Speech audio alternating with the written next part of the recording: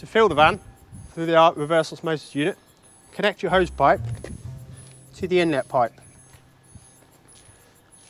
You're then ready to operate pump number 2, which has 2 glands at the bottom of the controller. Switch the controller on and then press the up and the down arrows together at the same time.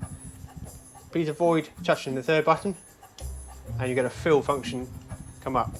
That will allow water to filter into the unit.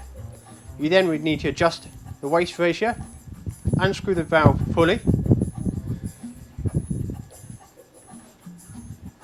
and then do 1.5 turns closed. So that's 1.5 turns closed. That should give you roughly pressure of about 40 psi. You can check the pressure on the pressure gauge. So roughly you should be about 40 psi when you fill in. Let the tank fill. It will take, depending, about 6 to 8 hours to fill the tank, depending on the water pressure. When the tank's full, the float level switch will switch off automatically. Then your tank's full. You can then go do window cleaning. When it comes to the window clean operation, it's always advised that you fill via the fill-in port at the back of the van. In this way, you get the maximum optimization of the filters.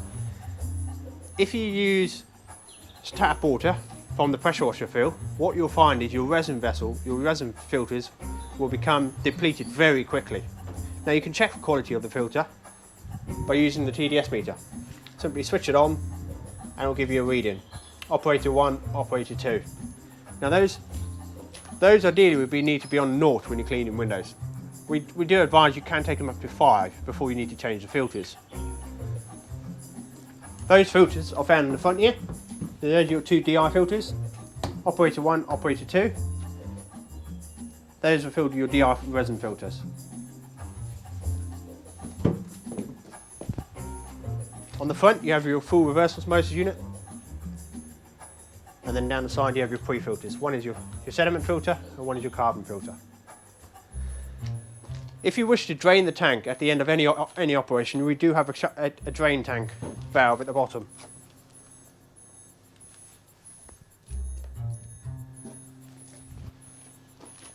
So, on window clean operations, all you need to do is connect your link hose to your desired pump 1, pump 2,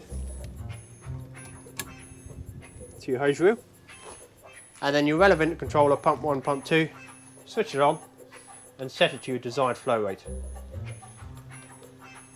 We advise you run it at about 40, which is the standard speed that you would expect out of a controller for a standard window clean operation. However, if you want more water, i.e. you have a very deep clean, that can go up to 50, 60 or even 99. Bear in mind, the faster you run it, the shorter your tank will last in water supply. On the back of the van, you then need to ensure the taps are fully open and you can carry out your cleaning operation. When you finish the job, all you need to do is switch the controller off. If fill is still showing, press and hold the 2 buttons together, it will switch the fill function off. Switch your TDS meter off to make sure the power is preserved, and then switch your taps off at the back of the van. You may get a couple of error codes on these controllers. As you go through the controller function, you get your pump speed, which is currently set at 40. Pressing enter will give you battery voltage, currently 11.7 volts. Pressing enter again will give you back to your flow rate.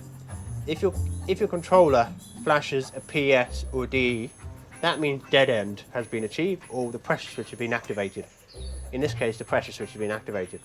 That means that the pressure has reached maximum pressure in the line. Release the pressure either via the tap at the back of the van or connect to your pole in. Once that's clear, the pump will switch on automatically. Another error code which you can have is a battery error code. In this case, the battery is 11.7 volts. When you get to 10.5 volts, the controller will flash BAT. That means your battery's low or flat. Either charge your battery up by starting the engine of the van, or charge it with a mains charger, whichever your setup is.